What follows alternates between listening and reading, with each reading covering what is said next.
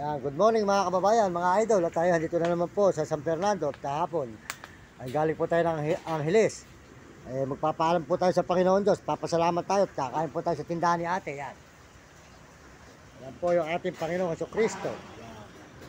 Papasalamat po tayo sa Panginoon Diyos sapagkat ang Diyos po nagbibigay sa atin sa araw-araw ng lakas at sigla at lahat po ng ating kinakain sa araw-araw ay dapat po natin papasalamatan sa Panginoon Diyos. Huwag po tayo mag-aalinlangan sa kapwa-tao natin. Tumulong po tayo at mas masarap sa puso at masarap po sa kalooban ang pagtulong sa kapwa.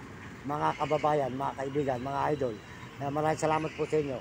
At pag kayo po dumating na ating pagpapala, marami po tayong taong matutulungan ng mga kapatid natin na naghihirap sa lansangan, mga kababayan, na pinabayaan ng ating gobyerno. Kaya po ang ating gobyerno, maraming tao na nagugutom ngayon kung saan lugar. Pero hindi po naasikaso ng gobyerno natin, mga kababayan. Bakit po kaya? Kaya mga kababayan ko sa buong mundo, sana po, suportahan natin ang ating mga kababayan na mga nagugutom sa lansangan, mga charity, mga may sakit sa mga ospital at saka po mga bantay bata. At pag ako po ay dumating ang pagpapala ay pagkakalob ng Diyos, tutulungan po natin ang dapat tulungan, mga kababayan. Dahil natikman ko po ang hirap sa lansangan, mga kababayan. Hindi po natin titisin natin, mga kababayan. Saksi po ang Panginoon Diyos.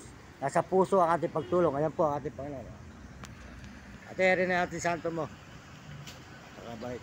Maraming salamat po sa lahat na sumusuporta sa aking channel. Maraming salamat sa buong mundo at mga ibang bansa. Lalo na po sa mga turista. Maraming salamat sa mga Amerikano at mga Amerikana, at saka po mga Chinese at Hapon, Negro at Arabo. At mga kababayan po natin sa buong Pilipinas, maraming salamat po sa inyong lahat. Sa buong mundo, sa suporta nyo sa akin channel, maraming salamat. Sa lahat po nag-i-subscribe at lahat po nagme-message.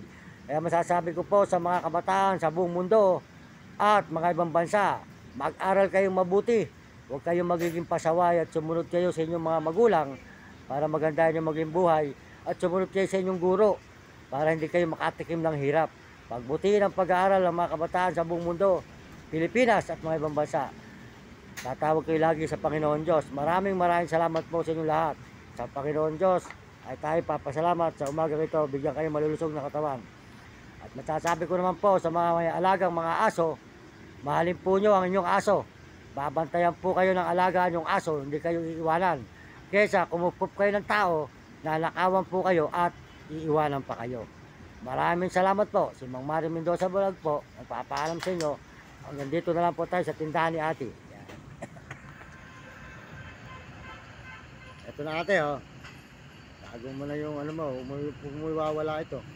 Ito magdadala sa inyo ng swerte sa buhay, yan.